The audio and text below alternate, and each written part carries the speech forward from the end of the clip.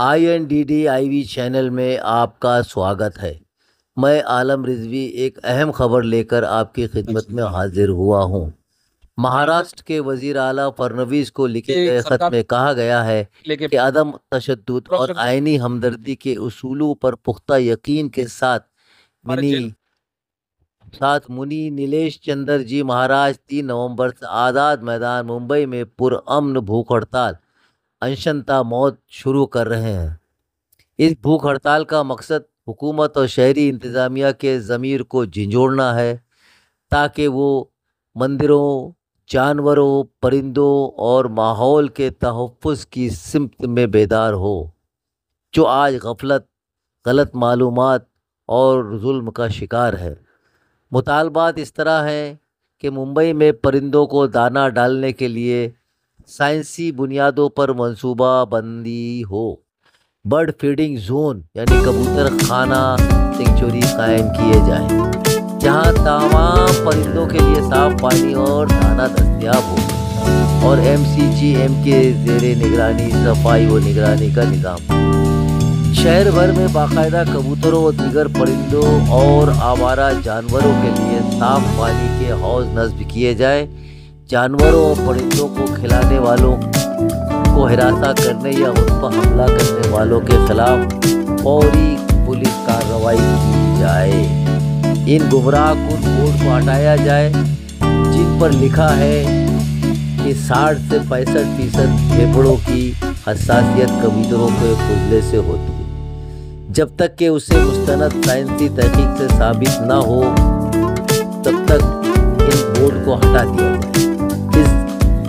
इन गलत मालूमात की मंजूरी देने वालों के खिलाफ आज़ादाना तहकीकात करके जिम्मेदारी तय की जाए। अगर हुकूमत या म्युनिसिपल कॉरपोरेशन की जानिब से कबूतरों या परिंदों को दाना डालने पर कोई पाबंदी है तो उसकी तफसीलात आयम की जाए।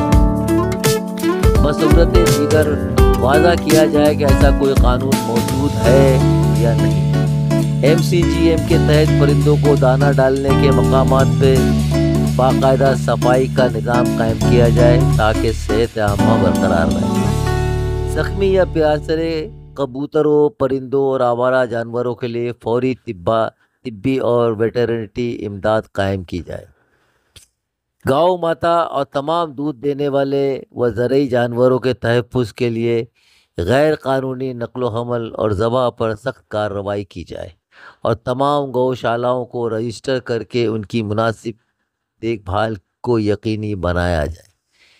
हैवानात पर जुल्म के कवानीन को मजबूत बनाया जाए ताकि ये जुर्म नाकाबिले ज़मानत हो। उनका कहना ये भी है कि ये भूख हड़ताल किसी शख्स या इदारे के ख़िलाफ़ नहीं, बल्कि इंसानियत में हमदर्दी, जिम्मेदारी और सच्चाई को जगाने की पुकार है। जब इंसान अपने मंदिरों, जानवरों, परिंदों और माहौल को तहफ़्फ़ुज़ फराहम करता है तो दरअसल वो अपनी रूह का तहफ़्फ़ुज़ करता है। मैं इस भूख हड़ताल के दौरान मुकम्मल मौन व्रत रखूँगा। समाज के लिए बैठे, और जब जीव दया खतरे में पड़े तो जैन संत कैसे सहन करेगा। आज मैं आपको सही बता रहा हूँ, कबूतर आंदोलन से मैं जुड़ा हुआ 22 साल से। मेरा गिरगांव कोर्ट में केस भी चालू है। जब पहली बार महानगर पालिका ने कबूतरों को जहर देना शुरू किया था तो मरीन ड्राइव में जहर डाला था, लिटरली जहर डाला था, और प्रकाश जी कानून को गवाए, डॉक्टर जीवराज शाह गवाए। मैंने बहुत वहाँ पर आतंकपाती हुई थी और मेरे ऊपर क्रिमिनल केस है, वो गिरगांव कोर्ट में है। मैं ये कहना चाहता हूँ, कबूतरों का मुद्दा दुनिया में नहीं है, दुनिया में नहीं है। मैं स्वयं ऑस्ट्रेलिया, न्यूजीलैंड, अमेरिका, चीन, जापान, फ्रांस, यूरोप के कई देशों में जाके आया हूँ। हर चौक में, इटली के हर चौक में कबूतरों को दाने देने की प्रथा है और दाने दिए जाते हैं। और ये तो छोटे कबूतर है, ये तो बड़े बड़े कबूतर, तरह तरह के कबूतर, रंग बिरंगे कबूतर मैं हाथ से देते ऐसे। और मैं स्वयं आपको बोल रहा हूँ कि ऑस्ट्रेलिया में, न्यूजीलैंड में ट्रफगलगर, उसका नाम है ट्रफगलगर चौक, आप गूगल में जाइए ना तो आपको कबूतर उड़ते हुए दिखाई देंगे। वहाँ दे रहे हैं। मुंबई में राजनीति क्यों? दिल्ली में तकलीफ नहीं, इंदौर में तो तकलीफ नहीं, घर घर में कबूतर खाने हैं। कलकत्ता में इतने बड़े बंगलों है मारवाड़ियों के, उनके घर में कबूतर खाने, वो तो नहीं मरे। तमिलनाडु से हर देश में हर कोने में कबूतर खाने चल रहे हैं, परंतु जानबूझकर मुंबई शहर में ये प्रश्न खड़ा किया है।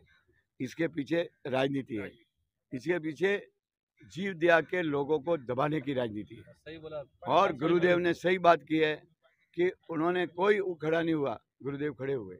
और गुरुदेव ने कौन सी गंदी राजनीति की, वोटों के लिए राजनीति की या चुनाव के लिए? उन्होंने कहा कि समाज को न्याय मिलना चाहिए, जीव दया को न्याय, कबूतर मतलब जीव दया, जीव दया को नहीं मिले। उनके पहले उन्होंने गायों के लिए आंदोलन किया था, गाय के लिए किया, जीव दया के लिए किया, और उसके कारण सरकार को झुकना पड़ा और गौशालाओं में परिवर्तन करना पड़ा। तो गुरुदेव को मैं एक और गुरुदेव पे बताता हूँ, ये सरल संत है, भोले संत है, जनता समाज के लिए लड़ने वाले संत है, इनका कोई स्वार्थ नहीं। तो ऐसे संत को आज धरने पे बैठना पड़े, ये हमारे लिए दुख की बात है, पीड़ा की बात है।